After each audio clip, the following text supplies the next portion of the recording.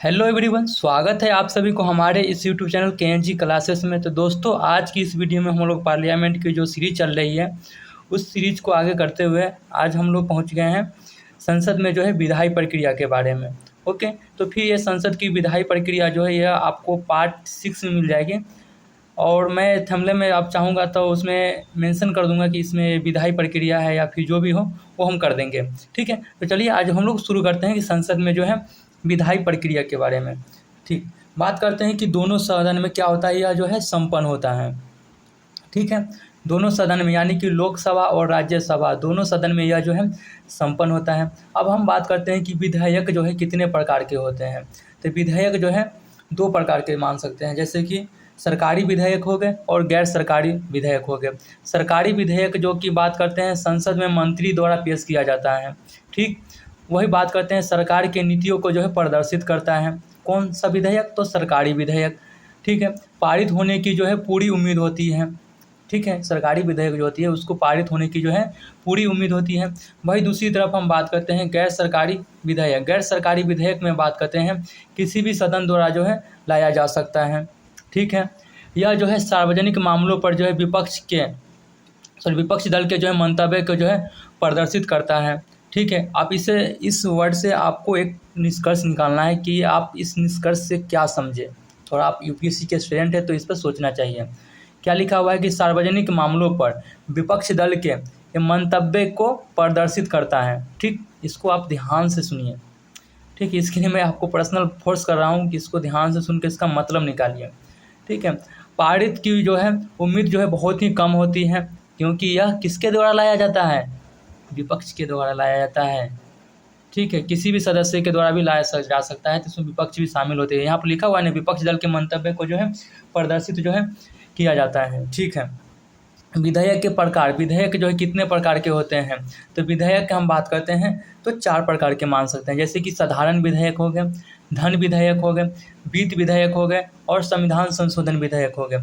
आप इस चीज़ को नहीं समझो कोई दिक्कत नहीं है, लेकिन अब जो पढ़ना है उसको आपको मतलब कंसंट्रेंसी के साथ जो आपको समझना है, क्योंकि इससे जो पीटी का क्वेश्चन बना है और हर साल एक न एक क्वेश्चन आता है। ठीक है, तब हम बात करते हैं साधारण विधेयक। साधारण विधेयक क्या होता है कि इसका जो 3 पाठन होता है, प्रथम पाठन, द्वितीय पाठन और तृतीय पाठन।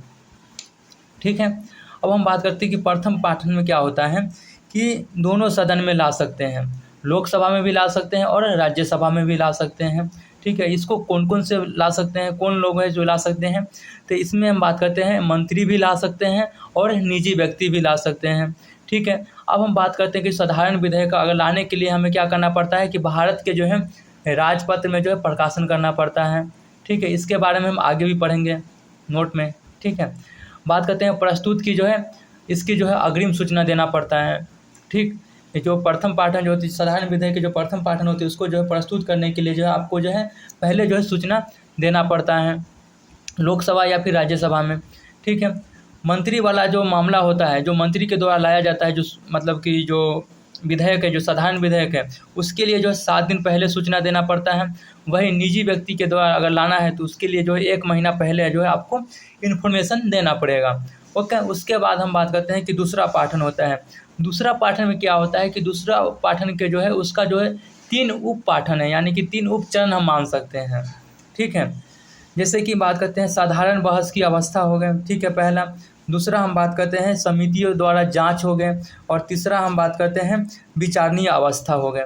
ठीक है, अब हम बात करते हैं कि साधारण बहस की अवस्था में क्या होता है कि विधेयक की जो एक एक कॉपी जो होती है सदस्य को जो है दिया जाता है। ठीक, उसके बाद हम बात करते हैं कि विचार विमर्श के लिए जो इसको एक तरह से क्या किया जाता है, सार्वजनिक किया जाता है।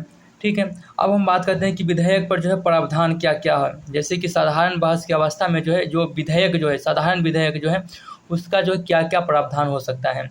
देखो, उसमें चर्चा भी हो सकता है, चर्चा नहीं भी हो सकता है, और या तो फिर आपको जो है डेट को जो है बढ़ा दिया जा सकता है, यानी कि अन्य डेट को जो है निर्धारित किया जाता है।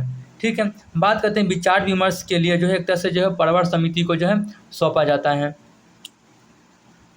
ठीक, अब हम बात करते हैं कि दूसरा आ गया समिति के द्वारा जांच। तो ये जो प्रवर समिति को सौंपा गया, तो यहीं पर देखो क्या करता है, विचार विमर्श के लिए जो है प्रवर समिति को जो सौंपा जाना। फिर ये जो प्रवर समिति जो है वो विधेयक को क्या करते हैं, इसको आपको ध्यान से सुनना है, आपको कहीं दिमाग में इधर उधर डाइवर्ट करने की ज़रूरत नहीं है, क्योंकि इससे क्वेश्चन हर साल आता है। मैं 2023 की भी क्वेश्चन देखता हूँ, तो ये जो विधेयक से इससे आ रहा है, धन विधेयक वाली आर्टिकल 109 वाली डायरेक्ट, तो इसको ध्यान से सुनना है। बात करते हैं विधेयक पर जो है, ये जो प्रवर समिति जो है क्या करता है, खंडवार जो है परिचर्चा एवं समीक्षा जो है कर सकता है, ठीक है। उसके बाद जो है समिति को जो है सौंप दिया जाता है। ये जो प्रवर समिति जो है, ये समिति द्वारा जो जांच होती है, यह जो है मूल विधेयक में किसी भी प्रकार का जो है परिवर्तन नहीं कर सकते हैं। यह चीज़ आपको ध्यान रखना है कि ये जो है मूल विधेयक में जो है परिवर्तन जो है नहीं कर सकते हैं, ठीक है।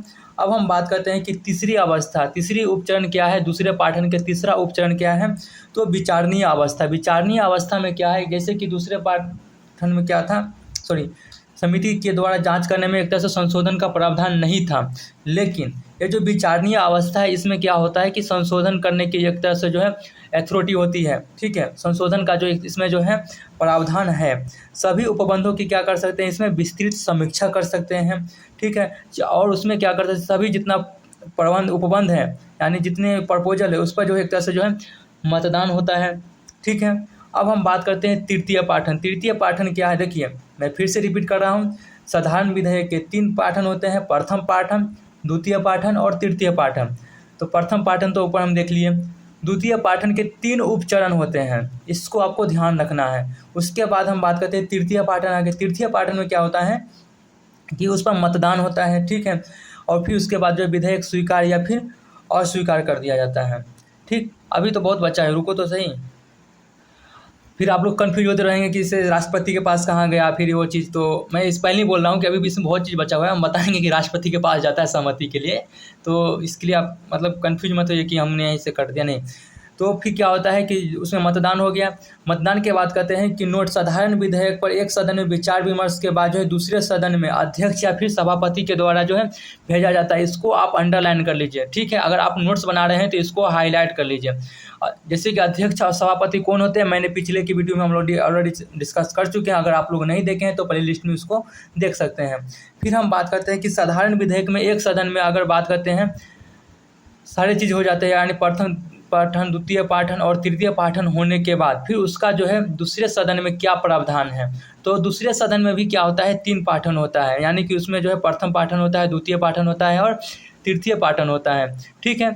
फिर उसके पास जो है दूसरे सदन में जो है 4 विकल्प होता है। क्या होता है, पहला कि बिना संशोधन के जो है पहले सदन में भेज सकते हैं, ठीक है। या तो फिर संशोधन करके जो है पहले सदन में भेज सकते हैं, या फिर दूसरा सदन जो है अस्वीकार कर दें, या फिर कार्यवाही न करके जो है एक तरह से जो है लंबित कर देते हैं, ठीक है। अब बात करिए, अब आपको यहाँ से बहुत चीज़ सीखने के लिए मिलेगा कि इसमें राष्ट्रपति का क्या क्या भूमिका होता है। देखो नोट, यदि दूसरे सदन में विधेयक पर किसी भी प्रकार की कार्यवाही न करते हुए अगर 6 माह हो जाए तो वह विधेयक एक तरह से क्या माना जाएगा, गतिरोध विधेयक माना जाएगा, ठीक है।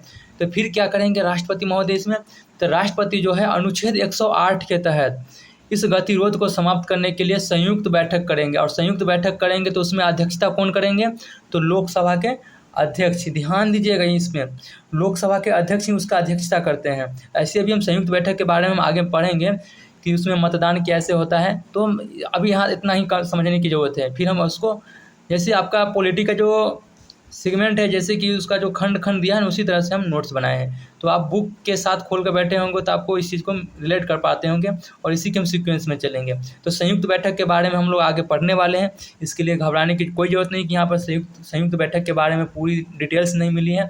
कोई दिक्कत नहीं, आपको नेक्स्ट वीडियो में या फिर नेक्स्ट चैप्टर में आपको मिलेगी देखने के लिए, तो आप इसको ध्यान में रखिए।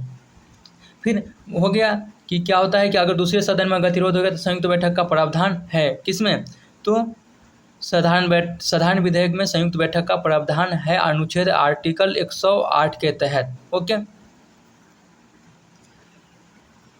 अब हम लोग बात करने वाले हैं धन विधेयक के बारे में। तो धन विधेयक का जो है एक तरह से जो किस अनुच्छेद में वर्णन किया गया है, तो अनुच्छेद 110 में जो है वर्णन किया गया है, ठीक है।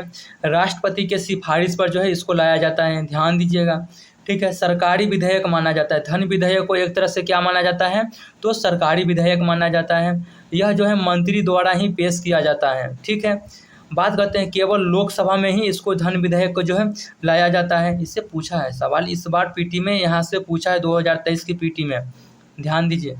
लोकसभा के अध्यक्ष का अंतिम निर्णय होता है, ठीक है। धन विधेयक पर अगर हम बात करते हैं तो लोकसभा के अध्यक्ष का जो है अंतिम निर्णय होता है, ठीक है। और लोकसभा के अध्यक्ष के निर्णय को जो एक तरह से जो है चुनौती जो है नहीं दिया जा सकता है, ठीक।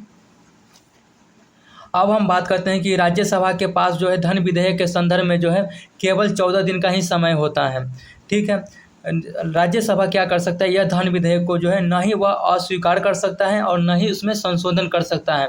ध्यान दीजिए, इसको आपको अच्छी तरह से जानकारी होनी चाहिए कि धन विधेयक जो होता है राज्यसभा के पास 14 दिन की समय होती है और राज्यसभा जो है किसी भी धन विधेयक को न ही वह अस्वीकार कर सकता है और न ही उसमें किसी भी प्रकार के संशोधन कर सकता है। लेकिन वही साधारण विधेयक में क्या कर सकता है कि देख लीजिए, ऊपर मैंने पढ़ाया है, तो एक दूसरे से आप रिलेट करके या फिर लिंक करके पढ़ना पड़ेगा, ठीक है। तो इससे जो भी मैं पहले ही बता रखा हूँ, फिर से मैं रिपीट कर रहा हूँ कि ये जो विधेयक वाला जो मामला है, इसमें हर साल एक पीटी में क्वेश्चन आता है, मेंस में तो आता है इससे रिलेट करके, लेकिन पीटी में तो हर साल एक न एक क्वेश्चन आता है। आप देख लीजिए PIQ उठा के, आपको हर कहीं ना कहीं आपको एक न एक मिल जाएगा, ठीक है। तो यह धन विधेयक आपका हो गया कंप्लीट। क्या लिखा हुआ है कि नोट, कोई भी संशोधन या बिल जो है तीनों चरण से जो है गुजरता है अधिनियम बनने के लिए, ठीक है। बात करते हैं कि यदि कोई विधेयक प्रस्तुत करने से पहले, या किसके मामले में बताया जाता है, साधारण विधेयक के मामले में राजपत्र में प्रकाशित हो जाए तो विधेयक के संदर्भ में सदन की अनुमति की जो आवश्यकता नहीं होती है। मैंने पीछे की वीडियो में बताए थे कि आपको इसको आगे हम बताएंगे, तो आप वहाँ पर देख लीजिए कि मैंने बताया था कि कोई भी ऐसा विधेयक अगर राजपत्र में अगर पहले प्रकाशन हो जाता है तो उसको जो है सदन की अनुमति लेने की जो है आवश्यकता जो है नहीं होती है। एक धन विधेयक जो है अपने आप में जो है सरकारी विधेयक भी होता है, ओके। अब हम बात करते हैं कि धन विधेयक किसको माना जाएगा। ये पीटी पॉइंट से काफ़ी ज़्यादा इम्पोर्टेंट है, इसके लिए मैंने इसको हाईलाइट में बनाए हैं कि कौन कौन से ऐसे विधेयक है जिसको हम धन विधेयक मान सकते हैं, ठीक है। तो हम बात करते हैं कि सरकार द्वारा केंद्र से लिया गया उधार से संबंधित हो विधेयक, ठीक है। संचित निधि या फिर आकस्मिक निधि से जो है संबंधित हो, ठीक है। विनियोग विधि से पैसा निकालना हो तो उसको हम एक तरह से क्या मान सकते हैं, धन विधेयक मान सकते हैं। लोक लेखा या संचित निधि में किसी भी प्रकार के जो है परिवर्तन से संबंधित हो तो उसको भी हम लोग क्या मान सकते हैं, धन विधेयक मान सकते हैं। देखो क्या लिखा हुआ है, साधारण विधेयक के संदर्भ में लिखा हुआ है। हम छोटे छोटे एक नोट्स पॉइंट में लिख देते हैं जो कि मुझे हाईलाइट में लगता है, वहाँ पर हम नहीं लिख पाते हैं क्योंकि वहाँ पर वो स्पेस नहीं रहता है। फिर स्पेस नहीं रहने के कारण क्या होता है, उसका डायग्राम जो होती है एक तरह से वो अच्छा नहीं लगता है, ठीक है। लिखो यहाँ पर क्या लिखा हुआ है, यदि साधारण विधेयक लोकसभा में पास न हो तो यह हम मान सकते हैं कि सरकार जो लोकसभा में क्या कर चुकी है, अपना जो है बहुमत खो चुकी है, ओके।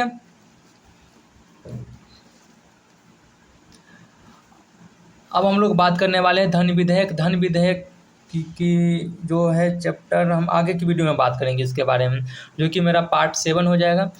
तो आपको यहाँ तक हमने साधारण विधेयक और धन विधेयक के बारे में पढ़ा दिए हैं। वित्त विधेयक जो है हम आगे की वीडियो में पढ़ेंगे। तो तब तक के लिए धन्यवाद। वीडियो को हम यहीं पर विराम देते हैं, फिर मिलते हैं हम लोग नेक्स्ट वीडियो में। तब तक के लिए बाय बाय, धन्यवाद, थैंक यू।